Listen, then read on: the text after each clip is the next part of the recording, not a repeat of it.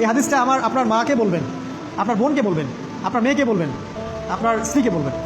এই হাদিসটা যদি কারো হৃদয়ের মধ্যে গেঁথে যেতে পারে, তার দ্বারা অন্যায় করা সম্ভব না। একটু এই কথাটা না বললে জাস্টিস হবে না। রাসূল সাল্লাল্লাহু আলাইহি ওয়াসাল্লাম মেরাজে গিয়েছিলেন, আপনারা জানেন। তিনি মেরাজের রাতে অনেক অলৌকিক জিনিস দেখেছেন, নবীদের সাথে সাক্ষাৎ করেছেন, ইভেন আল্লাহর সাথে কথা বলেছেন, আল্লাহর নূর দেখেছেন। এই সময় সবাই তাকে হাসি মুখের সম্বর্ধনা জানিয়েছিল। যার সাথেই দেখা হয়েছে তার সাথেই তিনি হাসি মুখে অভ্যর্থনা তাকে জানিয়েছে, আসসালামু আলাইকা আইয়ুহান নবী, সবাই বলেছে হাসি মুখে।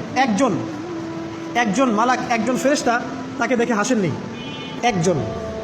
আপনারা কি জানেন? রাসূল সাল্লাল্লাহু আলাইহি ওয়াসাল্লাম অবাক হয়েছিলেন। তিনি বলেছিলেন যে ইয়া জিবরিল, ওর চেহারাটা এত গম্ভীর কেন, সে আমাকে দেখে হাসছে না কেন, তার মুখে হাসি নাই কেন? জিবরিল আমিন বলেছেন যে না মালিক, তার নাম মালিক, সূরা যুখরুফের মধ্যে আছে, তার নাম মালিক। যেদিন থেকে আল্লাহ জাহান্নাম সৃষ্টি করেছেন সেদিন থেকে তাকে জাহান্নামের দায়িত্ব দিয়েছেন, অর্থাৎ জাহান্নামের হেড অফ ডিপার্টমেন্ট, ইনচার্জ। সেদিন থেকে তার মুখের হাসি উঠে গেছে। আমরা দোয়া করি আমরা যেন তার সাক্ষাৎ না পাই। তার কাছে পারমিশন নিয়ে রাসূল সাল্লাল্লাহু আলাইহি ওয়াসাল্লাম জাহান্নামের দিকে তাকিয়েছিলেন, ভিতরে দেখেছেন কি আছে। তিনি পরে যা ব্যাখ্যা করেছেন তা হলো, আমি দেখলাম সেখানে খালি মেয়ে আর সেখানে খালি নারী আর নারী। এই হাদিসটা আপনার মাকে বলবেন, আপনার বোনকে বলবেন, আপনার মেয়েকে বলবেন, আপনার স্ত্রীকে বলবেন।